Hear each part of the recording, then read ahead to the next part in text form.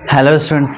Last video में हमने पढ़ा था बॉयलर के बारे में कि बॉयलर क्या होता है, क्लासिफिकेशंस ऑफ बॉयलर हमने पढ़ा था कि कितने टाइप्स होते हैं, कि कैसे कैसे हम लोग उसको किस कैटेगरी में डिवाइड करते हैं, चाहे वो एक्सिस वाइज बात करें या फिर ट्यूब वाइज या फिर फायर वाइज, है ना।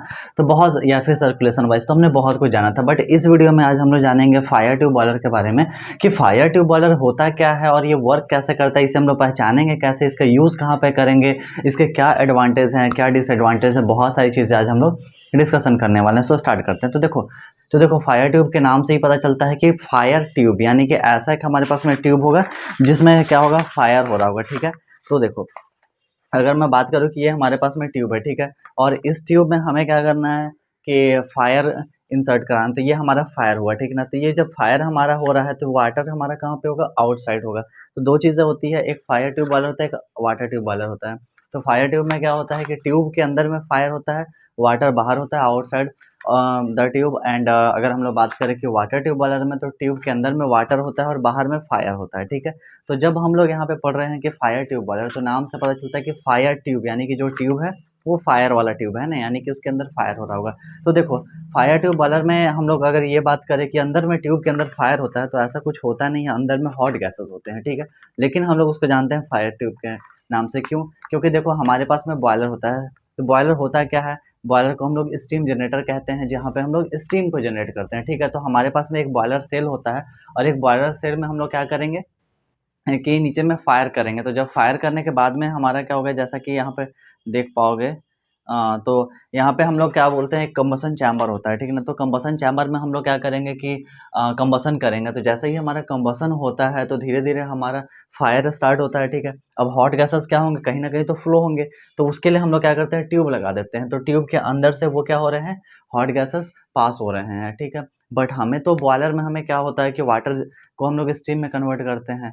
तो वाटर आखिर में कहाँ होगा, जब हमारा फायर हो रहा है तो ट्यूब के अंदर में जब फायर है तो आउटसाइड द ट्यूब क्या होगा, वाटर हमारा होगा, ठीक है। तो ऐसा करके हम लोग स्टीम को जनरेट करते हैं। तो देखते हैं हम लोग कि फायर ट्यूब के बॉयलर के बारे में डेफिनेशन थोड़ा सा, कि the fire tube boiler is a boiler in which fire या hot flue gases inside the tubes and water is surrounding by them. तो मतलब क्या हुआ कि जो हमारे पास में फायर ट्यूब बॉयलर है, तो ट्यूब के अंदर में क्या हो रहा है, फायर हो रहा है, वाटर कहाँ पे है, आउटसाइड द बॉयलर, ठीक है। तो डायग्राम में भी देख पाओगे। तो इसमें क्या हो रहा है कि देखो एक फर्नेस हमारे पास में है, तो फर्नेस में क्या होता है, वहाँ पे हम लोग फायर कर रहे हैं, कंबसन चैम्बर है वो, वहाँ पे फायर हो गया, ठीक है। इसके बाद हमारा ट्यूब है, तो ट्यूब के अंदर से हमारा हॉट गैसेस पास हो रहे हैं, ठीक है। तो जैसे ही हमारा हॉट गैसेस जो है वो पास हो रहे हैं, आउटसाइड द वाटर है, तो वो हीट होना शुरू होगा, और हीट जैसे होते जाएगा धीरे धीरे करके वो क्या होगा, वो उसका जो टेम्परेचर है वो राइज करेगा और उसके बाद में वो स्टीम में कन्वर्ट हो जाएगा, ठीक है। तो बहुत सारे कंपोनेंट्स भी होते हैं, इसमें हम लोग पढ़ेंगे। नेक्स्ट हम लोग देखते हैं कि fire tube boiler are one of the oldest type of boiler, ठीक है। तो ये फायर ट्यूब बॉयलर क्या है, इसको हम लोग ये कहें कि ये बहुत पुराना मॉडल है फायर ट्यूब बॉयलर का, ठीक है। एंड यहाँ पे बहुत सारे ट्यूब्स लगे होते हैं। देखोगे तो कभी भी फायर ट्यूब बॉयलर है या वाटर ट्यूब बॉयलर है, तो उसके नाम से क्या पता चल रहा है, ट्यूब, यानी कि उसमें ट्यूब तो लगा ही लगा होगा, है ना। तो उसी के थ्रू वो पास होता है, या वो हॉट गैसेस हो या फिर वाटर हो, ठीक है। इसके बाद में यहाँ पे अगर हम देखें कि बहुत सारे इसके कुछ क्राइटेरिया होते हैं जहाँ पे इसको हम लोग फुलफ़िल करते हैं। तो जैसे इसमें बहुत सारे हमारे पास में कंपोनेंट्स लगे होते हैं, या फिर अगर हम लोग बात करें कि इसको कहाँ पे माउंट करते हैं, तो बहुत अगर हम लोग इसको चाहें तो हॉरिजॉन्टल भी कर सकते हैं, वर्टिकल भी कर सकते हैं। तो बहुत सारी चीज़ें हैं, वो एक्सेस वाइज हम लोग डिपेंड करता है कि हमारे पास में कैसा नीड है, जो हमारे पास में जो उसका शेप है ना, या ट्यूब का शेप है, एरिया कैसा है, तो उस पर डिपेंड करता है। इसके बाद अगर हम लोग बात करें, इसमें ये हम लोग मैक्सिमम हम लोग इसका यूज़ करते हैं, लो प्रेशर के लिए यूज़ करते हैं, है ना, या फिर हम लोग बोले कि मीडियम प्रेशर के लिए इसका हम लोग यूज़ करते हैं। यहाँ पे एक डायग्राम है, तो इसमें देखोगे कि यहाँ पे हॉट कोल है ना, हॉट कोल का मतलब क्या हुआ कि गर्म कोयला है, तो यहाँ पे हम लोग जला रहे हैं, उसको फायर कर रहे हैं। फायर करने के बाद में वो क्या हो रहा है कि अगर किसी भी चीज़ को अगर आप फायर करोगे तो वहाँ से क्या होगा, आग निकलेगा, है ना। आग जब निकल रहा है वहाँ से, तो वो क्या होगा, वहाँ पे टेम्परेचर काफ़ी ज़्यादा हो जाता है। जैसे सपोज़ हम लोग कि ठंड के दिन में क्या करते हैं, लकड़ी या कोयला जलाते हैं और आग जला करके हम लोग सेक रहे होते हैं। तो वो अगर एक जगह पे जल रहा है तो हम लोग थोड़े से दूर पे भी रहते हैं, तो वहाँ से हमारा उसका टेम्परेचर मिल रहा होता है ना, रेडिएशन के थ्रू। तो वही चीज़ें क्या हो रही है कि धीरे धीरे वो हॉट हम लोग उसको अब एक बॉयलर में, एक सेल में हम लोग जब इसको फायर करेंगे, तो वो बाहर तो कहीं कुछ निकल नहीं रहा है ना, साइड में तो ब्रिक्स हमारा लगा हुआ है। तो वो क्या होगा कि अंदर से निकल करके वो ट्यूब में जाएंगे गैसेस, ठीक है। और फिर ऐसा करके हमारा स्टीम जनरेट होगा, चिमनी लगा हुआ रहता है, तो चिमनी से हमारा जो भी स्मोक वगैरह है वो इन्वायरमेंट में बाहर एटमॉस्फेयर में निकल जाते हैं, ठीक है। तो इसमें बहुत सारे कंपोनेंट्स भी होते हैं, जैसे कि हम लोग अगर देखें यहाँ पे components of fire tube boiler, तो मेनली हम लोग कौन कौन से कंपोनेंट्स का यहाँ पे यूज़ करते हैं। तो फर्नेस हमारे पास में होता है, फायर ट्यूब होता है, स्मोक बॉक्स होते हैं, स्टीम डोम होते हैं, सुपर हीटर होते हैं, ग्रेट होता है, फीड वाटर इनलेट होता है, स्टीम आउटलेट होता है। इसके अलावा भी बहुत सारी चीज़ें होती हैं, जैसे कि हम लोग यहाँ पे देखेंगे कंपोनेंट्स में तो चिमनी भी होता है ना। इसके बाद में प्रेशर गेज होता है, वाटर लेवल इंडिकेटर होता है। तो बॉयलर में बहुत सारी चीज़ें होती है, बट हाँ, एक चीज़ मैं ये बोलूँगा कि अगर एक बॉयलर को अच्छे से याद कर लेते हो ना, तो जितने भी फायर ट्यूब बॉयलर हैं उसको आप, या फिर वाटर ट्यूब बॉयलर हैं, तो मैक्सिमम से मैक्सिमम में ना जो कंपोनेंट्स हैं वो सेम ही रहते हैं, बस उसका कंस्ट्रक्शन चेंज हो जाता है, बट बाकी चीज़ें सेम ही होती हैं। तो अगर एक चीज़ अगर आप अच्छे से ध्यान दे करके पढ़ते हो तो बाकी सबका आपका याद हो जाएगा, ठीक है। तो देखते हैं फर्नेस क्या होता है। तो जहाँ पे हम लोग फ्यूल को बर्न करते हैं वो फर्नेस हमारा होता है, जहाँ से हमारे गैसेस निकलते हैं। फायर ट्यूब क्या होता है, तो ट्यूब के अंदर हम लोग हॉट गैसेस को फ्लो कराते हैं, तो वो हमारा फायर ट्यूब होता है। स्मोक बॉक्स की बात करें तो जहाँ से हमारा जो भी फायर होने के बाद में कुछ ना कुछ, तो देखो हम लोग क्या पढ़ते हैं कि 100% कोई भी चीज़ें एफिशिएंसी नहीं दे सकती। तो अगर हम लोग वहाँ पे कोल जला रहे हैं तो 100% हमें फायर नहीं मिलेगा, कुछ ना कुछ स्मोक होगा, है ना। तो जो स्मोक वगैरह होंगे वो कहीं ना कहीं से तो निकलेंगे, तो चिमनी से निकलते हैं, बट चिमनी से निकलने से पहले एक हमारे पास में बॉक्स होता है, ठीक है। तो इस बॉक्स के अंदर में हमारा जो भी गैसेस होते हैं वो वहाँ पे इकट्ठा होते हैं और धीरे-धीरे करके वो निकलते जाते हैं, ठीक है? तो ये हो गया। इसके बाद में हम लोग स्टीम डोम की बात करें तो स्टीम डोम एक ऐसा सेल होता है जहाँ पे हमारा स्टीम कलेक्ट होता है, वाटर से जब स्टीम में कन्वर्ट होता है तो स्टीम एक कहीं पे ना कहीं तो स्टोर होगा, तो वो रिजर्वायर जो है वो ही हमारा स्टीम डोम है, ठीक है? इसके बाद अगर हम देखें कि सुपर हीटर, सुपर हीटर क्या होता है, तो जब हम लोग वाटर को हीट करते हैं स्टीम में कन्वर्ट करने के लिए, तो जैसा कि आप लोगों को पता होगा कि हम लोग जब पढ़ते हैं प्रॉपर्टीज़ ऑफ स्टीम पढ़ते हैं, तो वहाँ पे हमने ये चीज़ पढ़ा था कि जो वाटर होता है वो ड्राई सैचुरेटेड स्टीम होता है ना। सबसे पहले वेट होता है, फिर ड्राई होता है, फिर सुपर हीटेड होता है। तो सुपर हीटर हम लोग लगा रहे हैं, सुपर हीटर इसलिए लगा रहे हैं ताकि हमारा जो सुपर हीटेड स्टीम है वो जल्दी से जल्दी बन जाए, है ना। और जल्दी से जल्दी जब बनेगा तभी तो हम लोग उसको स्टीम को यूज़ करेंगे आगे टरबाइन वगैरह में, ठीक है। इसके बाद हम लोग यहाँ पे ग्रेट होता है, तो ग्रेट का काम ये होता है कि जो प्लेटफ़ॉर्म होता है जहाँ पे फ्यूल को हम लोग बर्न करते हैं, तो वही वहाँ पे ग्रेट लगा हुआ रहता है, ठीक है। इसके बाद में फिर हम लोग फीड वाटर होता है। फीड वाटर में क्या रहता है कि हम लोग अगर वाटर को इनलेट करा रहे हैं तो जो हमारा एरिया है जहाँ से हमारा वाटर अंदर की ओर आ रहा है वो फीड वाटर हो गया। वहीं पे हमारा वाटर लेवल इंडिकेटर लगा रहता है, तो वाटर लेवल इंडिकेटर से हमें ये पता चलता है कि हमारे इस सेल के अंदर में वाटर, जो हमारा टैंक होगा, रिजर्वायर होगा, तो उसके अंदर में कितना वाटर है, ठीक है। जैसे आप देखोगे घर पे हम लोग जो वाटर टैंक यूज़ करते हैं, डोमेस्टिक वाटर टैंक जो घरों में हमारा लगा होता है, तो वहाँ पे क्या होता है कि अगर टंकी की पानी ख़त्म हो गई तो आपको पता नहीं चलता है कि पानी है या नहीं है, ठीक है।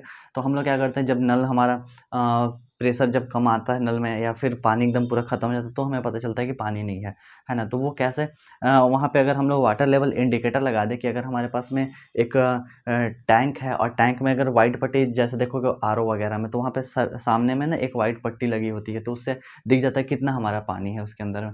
तो वैसा ही अगर टैंक में रहे तो उससे भी पता चल जाएगा। तो वैसा ही बॉयलर के अंदर में होता है जहाँ पे हमें वाटर लेवल इंडिकेटर का पता चलता है कि कितना हमारे पास में वाटर बचा हुआ है और हमें फिर से फीड कराने हैं, ठीक है। तो ऐसा होता है। प्रेशर गेज होता है। प्रेशर गेज का काम ये होता है कि हमारा जो स्टीम निकल रहा है तो वो कितना प्रेशर में निकल रहा है, हमें कितना और ज़्यादा प्रेशर चाहिए, कम चाहिए, है ना। तो वैसे वो चीज़ें हम लोग वहाँ से देखते हैं, वहाँ पे रेगुलेटर लगा हुआ रहता है। स्टीम स्टॉप वाल्व होता है, रेगुलेटर का काम करता है, जो कि हम लोग को जितना स्टीम चाहिए उतना हम लोग बाहर निकालते हैं। इसके बाद हम लोग वाल्व को बंद कर देते हैं, तो हमारा स्टीम बंद हो जाएगा, ठीक है। यानी कि हमारा बॉयलर के अंदर में ही रहेगा।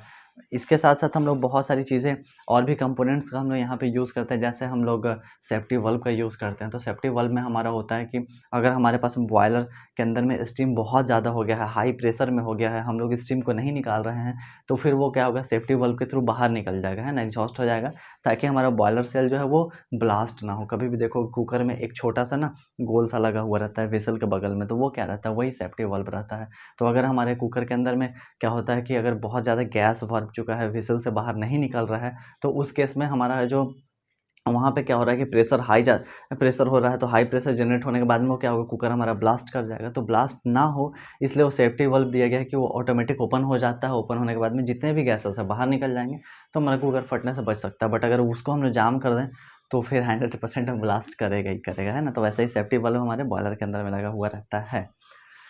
Types of fire tube boiler की अगर हम लोग बात करें तो कुछ हमारे पास में फायर ट्यूब बॉयलर हैं जहाँ पे जिसका हम लोग यूज़ करते हैं इंडस्ट्री के अंदर में, प्लांट्स के अंदर में, या फिर हम लोग बहुत सारे जगह पे यूज़ कर लेते हैं। जैसे हम लोग पढ़ने के लिए कॉलेज में भी यूज़ करते हैं ना, तो वैसा तो मैक्सिमम कॉलेज में बॉयलर होते नहीं हैं। चलो देखते हैं। कॉकरन बॉयलर एक होता है जो मोस्ट इम्पॉर्टेंट बॉयलर है अगर फायर ट्यूब का, तो वो है कॉकरन बॉयलर। तो मैक्सिमम टाइम अगर हम लोग बात करें कि 100 में 95 टाइम्स अगर या 95% अगर कोई बॉयलर एग्ज़ाम में आता है, सेमेस्टर एग्ज़ाम में, तो वो है कॉकरन बॉयलर। तो इसको अच्छे से पढ़ोगे, या फिर हम लोग 100% भी बोल सकते हैं कि आता ही आता है। मतलब शायद ही कभी ऐसा होता है किसी एग्ज़ाम में, चाहे वो आप डिप्लोमा करो या बीटेक करो, ये आना ही आना है ना? तो आता ही है। तो कॉकरन बॉयलर को अच्छे से पढ़ोगे। हम लोग आगे पढ़ेंगे अगली वीडियो में। ये वीडियो तो काफ़ी लंबी हो जाएगी, तो अभी तो हम लोग सिर्फ फायर ट्यूब बॉयलर के बारे में जान रहे हैं। कॉर्निस बॉयलर होता है, लोकोमोटिव बॉयलर होता है, लंकासायर बॉयलर होता है, सिंपल वर्टिकल बॉयलर होता है, स्कॉच मरीन बॉयलर होता है। ठीक है? तो ऐसा करके और भी कुछ-कुछ बॉयलर्स होते हैं, बट मेनली हम लोग अगर यूज़ करते हैं तो यही यूज़ करते हैं, और इसमें सबसे ज़्यादा यूज़ होने वाला बॉयलर है वो है कॉकरन बॉयलर है। तो इसका हम लोग यहाँ पे आगे देखेंगे, फिर जब पढ़ेंगे हम लोग तो सबका बारी-बारी से मैं वीडियो बना दूँगा। तो टाइप्स ऑफ बॉयलर में यही है। तो एक चीज़ करना कि जब इसको बनाओगे, है ना, तो सबका डायग्राम अच्छे से बनाओगे, अच्छे से याद करोगे, क्योंकि एग्ज़ाम में डायग्राम बहुत ही ज़्यादा इम्पोर्टेंट होता है बनाना। और थर्मल इंजीनियरिंग अगर पढ़ रहे हो बॉयल और डायग्राम ना बना तो फिर मज़ा ही नहीं है। Advantage of fire tube boiler देखते हैं हम लोग। तो एडवांटेज क्या है फायर ट्यूब बॉयलर का, तो देखेंगे यहाँ पे, तो they are simple in design and construction. तो ये जो फायर ट्यूब बॉयलर होता है वो क्या होता है कि डिज़ाइन, इसका जो कंस्ट्रक्शन का बनाने का तरीका होता है वो ईजी होता है, सिंपल होता है। ठीक है? इसके बाद हम लोग बात करें नेक्स्ट एडवांटेज की, तो वो चीपर होता है, यानी कि सस्ता होता है। किससे? तो हम लोग अगर फायर ट्यूब बॉयलर की बात कर रहे हैं और हम लोग यहाँ पे ये बोल रहे हैं सस्ता होता है, तो कंपैरिजन कर रहे हैं, यानी कि हम लोग वाटर ट्यूब बॉयलर से, है ना? अगर वाटर पढ़ रहे हैं और उसको कुछ बता रहे हैं तो यानी कंपैरिजन हो रहा है फायर से। ठीक है? तो फायर ट्यूब बॉयलर क्या होता है, वो सस्ता होता है वाटर ट्यूब बॉयलर से। इसके बाद अगर हम लोग बात करें कि इसमें जो स्टीम का फ्लक्चुएशन होता है वो कहीं न कहीं फायर ट्यूब बॉयलर से कम होता है, वाटर ट्यूब बॉयलर से कम होता है, और इसको हम लोग ईज़िली हैंडल कर सकते हैं। ठीक है? इसके बाद अगर हम लोग बात करें कि they have low operating cost and maintenance cost, और फायर ट्यूब बॉयलर में जो मेंटेनेंस कॉस्ट होता है वो बहुत कम होता है अकॉर्डिंग टू हम लोग वाटर ट्यूब देखें तो। इसके बाद अगर हम देखें कि they have a good safety record due to low pressure operation, और फायर ट्यूब बॉयलर में हम लोग, जैसे मैंने पहले ही बताया था, तो ये लो प्रेशर जनरेट करता है बॉयलर, है ना? तो लो प्रेशर जनरेट करता है तो सेफ्टी हमारा रहेगा ही रहेगा। जब हाई प्रेशर में बहुत दिक्कतें होती है, जब हमें हाई प्रेशर चाहिए होता है ना, तो वहाँ पे रिस्क बहुत ज़्यादा रहता है ब्लास्ट होने का या फिर अदर चीज़ों का, है ना? Disadvantage of fire tube boiler हम लोग देखें यहाँ पे, तो they have a limited ability to produce high pressure and high capacity steam. तो ये बहुत ज़्यादा इसका लिमिटेड होता है कि मतलब बहुत ज़्यादा ये प्रेशर जनरेट नहीं कर सकता है, या फिर बहुत ज़्यादा कैपेसिटी में या लार्ज अमाउंट में स्टीम जनरेट नहीं कर सकता है। तो ये हमारा डिसएडवांटेज होता है फायर ट्यूब बॉयलर का। इसके बाद में अगर हम लोग देखें तो लो एफिशिएंसी होता है अगर हम लोग वाटर ट्यूब बॉयलर से कंपेयर करें इसका तो। इसके बाद अगर हम लोग देखें इसमें कि they have long startup times and slow response to load change. तो अगर लोड चेंज हम लोग कर रहे हैं तो स्लो रिस्पॉन्स देता है, या स्टार्ट होने में भी थोड़ा सा टाइम लग जाता है इसमें। They have large water volume and require more space, और इसके लिए हमें जगह की ज़्यादा ज़रूरत पड़ती है। वाटर जो वॉल्यूम होता है वो काफ़ी ज़्यादा होता है इसमें। और इसके बाद अगर हम लोग बात करें कि they have a risk of explosion due to vessel rupture और डैमेज। तो वही मैंने बताया कि अगर हमारा व्हिसल काम नहीं कर रहा है, जैसे कुकर के अंदर में तो सेफ्टी वल्व हमारा काम आता है, तो वैसे ही बॉयलर के अंदर में होता है कि थोड़े से चांसेस हो जाते हैं, थोड़े से चांसेस रहते हैं। रिस्क तो हर चीज़ में रहता ही है ना, डैमेज वगैरह होने के। Applications of fire tube boiler देखें हम लोग यहाँ पे। आज आई थिंक लगता है कि वीडियो काफ़ी लंबी हो रही है ना, तो चलो कोई नहीं। बहुत बार क्या होता है कि मैं बोर्ड पे पढ़ा रहता हूँ होता हूँ ना, तो वहाँ पे छोटे-छोटे टॉपिक मैं बता देता हूँ। अगर ये फायर ट्यूब बॉयलर रहता है तो मैं पहले एक बार फायर ट्यूब के बारे में बताता थोड़ा-सा, फिर एडवांटेज डिसएडवांटेज के लिए अलग वीडियो, एप्लीकेशंस के लिए अलग वीडियो। तो अभी मैंने एक ही वीडियो में सब कुछ कर दिया है, क्योंकि पीपीटी से पढ़ाना था। देखते हैं हम लोग सब फायर ट्यूब बॉयलर में हम लोग देखें यहाँ पे, तो इसका हम लोग यूज़ जो करते हैं वो हम लोग करते हैं इंडस्ट्री के अंदर में करते हैं, या हाई टेम्परेचर वाटर जहाँ पे है रिक्वायर है वहाँ पे हम लोग करते हैं, या इसके अलावा हम लोग टेक्सटाइल इंडस्ट्री में करते हैं, और या फिर हमें लो प्रेशर यूज़ चाहिए तो उसके लिए हम लोग यहाँ पे इसका यूज़ करते हैं। बहुत सारे सेक्टर में हम लोग फायर ट्यूब बॉयलर का ही यूज़ करते हैं, वहाँ पे वाटर ट्यूब बॉयलर का यूज़ हम लोग नहीं करते हैं, क्योंकि हमें वहाँ पे स्टीम की ज़रूरत कम होती है। अगर हमें कम चाहिए स्टीम तो हम लोग फायर ट्यूब बॉयलर का यूज़ कर लेते हैं। तो ऐसा करके हम लोग मैंने यूँ कहा है कि हम लोग मैन्युफैक्चरिंग इंडस्ट्री में भी इसका यूज़ करते हैं, ऑटोमोबाइल सेक्टर में, या फिर हम लोग प्रोसेस फूड में, हम लोग बहुत सारी जगह पे, या पैकेजिंग वगैरह फूड जहाँ पे हो रहा है तो वहाँ पे तो बहुत सारी जगह पे हम लोग फायर ट्यूब बॉयलर का यूज़ करते हैं। तो आई होप कि अब फायर ट्यूब बॉयलर के बारे में तो अच्छे से समझ में आ चुका हो कि फायर ट्यूब बॉयलर क्या होता है। तो समझ में आ गया तो बता देना, है ना? नहीं समझ में आया तो भी बता देना कमेंट करके, और फिर हम लोग मिलते हैं अगली वीडियो में।